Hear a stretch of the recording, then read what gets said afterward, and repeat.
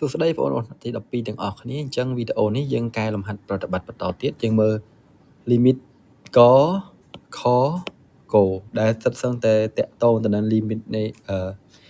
អនុគម exponential ទាំងអស់អញ្ចឹងប្រតិបត្តិនេះយើងរំលឹករូបមន្តដូចទៅទី1 limit x ខិត0នៃ e សេគុណ x ដក1លើ x ស្មើ1ណាបាទយើងពង្រីកទៅធំជាងនឹងទៀត limit ស្អីក៏ដោយឲ្យតែខិតជិត0នៃ e សេគុណប៉ុណ្ណឹងដក1លើអាប៉ុណ្ណឹងដូចគ្នាស្មើ1ដូចគ្នាសួរថាអាប៉ុណ្ណឹងអាប្រអប់ហ្នឹងអីគេវាជាអនុគមនៃ x អាចថាអុយនៃ x ចុះបើថាវាជាប់ x ណាបាទអូខេអញ្ចឹងយើងមើលសកយើងគេឲ្យ limit x ខិតជិត0នៃ e សេគុណដក 5x ដក x ដក1លើ x អញ្ចឹងយើងជំនួសសិនទៅ e សេគុណ 5x 5គុណ0មិន e សេគុណ0ដក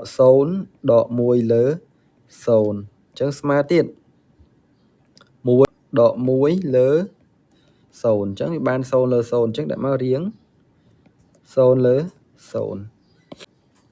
យើងអាចបដុំអាណាទុកអាណីយើងមើលរូបមន្តយើងតកតទៅនឹងដក1ណោះហើយនឹង e សេគុណ x ឬក៏ e សេគុណអីចឹងទៅអញ្ចឹងយើងមើលនេះអានេះ e សេគុណ 5x អានេះដក1អញ្ចឹងអាចដាក់វាចិត្តគ្នាបានអញ្ចឹងដាក់តែចិត្តទៅចឹងស្មើ limit x ខិតជិត0នៃ e សេគុណ 5x ដក1លើ x ចុះបាត់ x កដាលទៅណាអញ្ចឹងហ្នឹងដាក់ដកអីគេដោយសារកដាលនេះវាដកនោះយើងផ្ដាច់ឲ្យហើយទៅអញ្ចឹងភាគបែកនេះវាគ្រប់គ្នាទាំងអស់សុទ្ធតែមានភាគបែក x អញ្ចឹងយើងផ្ដាច់មកអញ្ចឹងដក x លើ x អញ្ចឹងអូខេអញ្ចឹងស្មើគេ limit x ខិតជិត0អញ្ចឹងអានេះវាចូលហើយនេះ 5x អញ្ចឹងអា 5x ហ្នឹងជាប្រអប់ទេអញ្ចឹងយើងដាក់មក e សេគុណ 5x ដក1លើគេយើងខ្វះអីគេមិនខ្វះ 5x យើងដាក់ 5x ខាងក្រោមយើងគុណនឹងគេគុណនឹង5ណោះយើងថែម5ខាងក្រោមយើងដាក់5ខាងលើដែរពេលសម្រួលទៅអស់ដូចដើមអូខេចុះ x លើ x ហ្នឹងបានអី1អូខេមកអញ្ចឹងអានេះវាចូលរូបមន្តនៅម្ដុំនេះចូលរូបមន្តនឹងចូលហើយអញ្ចឹងវាចេញអីចេញ1ណាបាទអញ្ចឹងស្មើអីគេ1គុណនឹង5ដក1អញ្ចឹង1គុណនឹង5បាន5ដក1សល់4នេះជាចំឡើយខ limit x ខិតជិត0នៃ e សេគុណដក 2x ដក e សេគុណ x លើ x បាទយើងជំនួសសិនទៅចឹង e សេគុណ0ដក e សេគុណ0លើ0 e សេគុណ0ស្វែងម៉ាន1ណាបាទ1ដក1លើ0អញ្ចឹងវាបាន0លើ0អញ្ចឹងដាក់មករៀង0លើ0កន្លែងនេះយើងអាចធ្វើបានពីររបៀបណាប៉ុន្តែយើងនឹងកែវិធីណាដែលងាយជាងគេអញ្ចឹងយើងមើលអានេះយើងអាចចាប់អីជាកត្តាបានពីនេះយើងចង់បានឲ្យនៅខាងក្រោយនេះគឺ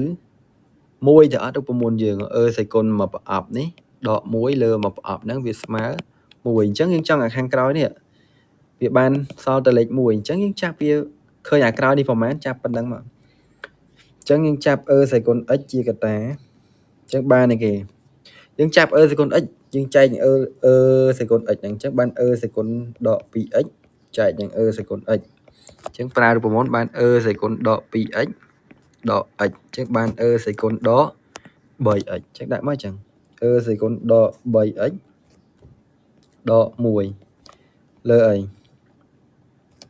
លើ x បាទអញ្ចឹងកន្លែងនេះដាក់មកស្មើឲ្យគេ limit x ខិតជិត0អញ្ចឹងកន្លែងទុកដដែល e សេគុណ x ណាបាទអញ្ចឹងកន្លែងនេះយើងដាក់មកអញ្ចឹង e ស្វ័យគុណដក 3x ដក1អូខេអញ្ចឹងហ្នឹងវាចូលរូបមន្តមិញនេះមកប្រអប់ហ្នឹងមកប្រអប់ដក1លើមកប្រអប់អញ្ចឹងមកប្រអប់យើងពេលនេះគឺអីមកប្រអប់របស់យើងគឺដក 3x អញ្ចឹងកន្លែងនេះយើងដាក់ដដែលតែយើងថែមអីគេមិញ ថែមដក3អញ្ចឹងយើងចង់កូននឹងអីគេកូននឹងដក3វិញអញ្ចឹងយើងបានអីម្ដុំនេះបានអីនេះបាន1ណាបាទព្រោះអានេះខិតចិត្ត0អានេះក៏សេកូនប៉ុណ្ណឹងដក1លើប៉ុណ្ណឹងវាស្មើ1អញ្ចឹងបានចំនួនមកអញ្ចឹង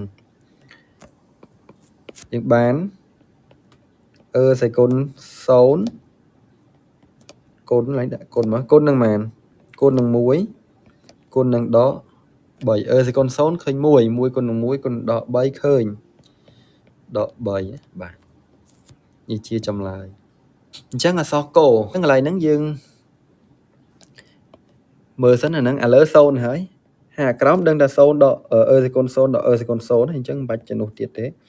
ជាងដាក់រៀង0ដល់0យកតែម្ដងអញ្ចឹងកន្លែងនេះរូបអានេះវាមានអីគីបទៅអត់អ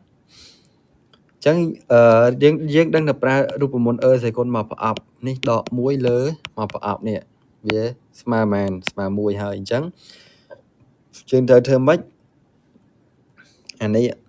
យើងចាប់វាជាកតាមកខាងក្រោមឥឡូវអត់អាកិតណាបាទអញ្ចឹងឥឡូវទុកតដែលសិនអញ្ចឹងស្មើ limit x ខិត70ដោយសារតែខាងក្រោយខ្ញុំចង់បាន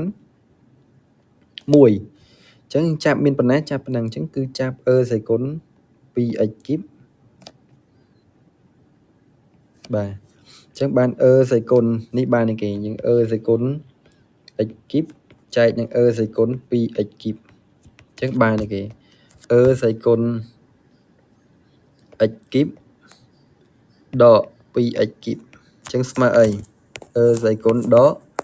x គីបអញ្ចឹងបានសេកុនដក x គីបដកនឹង1បាទមកអញ្ចឹងដោយសារតែអានេះរូបមន្តវាទៅមានអានេះដោយអាលើទៅអត់នេះប្រអប់នេះអីអានេះដាក់នឹងដែរអញ្ចឹងយើងចែកមកអញ្ចឹងអានេះខ្វះអីគេនេះ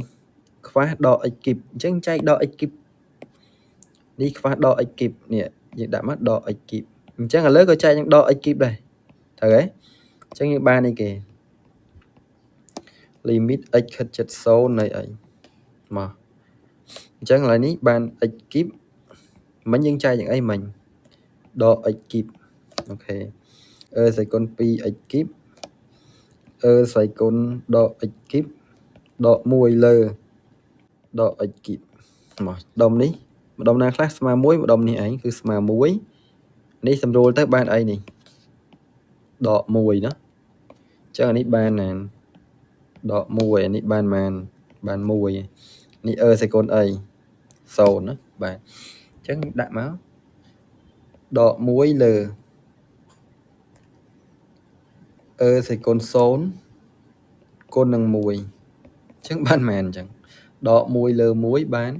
ដក1នេះជាចំឡើយសិនជាបងប្អូនមានចម្ងល់អីអាច comment ក្រោមវីដេអូនេះបានហើយកុំភ្លេចជួយចុច like ហើយនឹង subscribe channel YouTube នេះផងយើងនឹងជួបគ្នានៅវីដេអូក្រោយទៀតបាយបាយ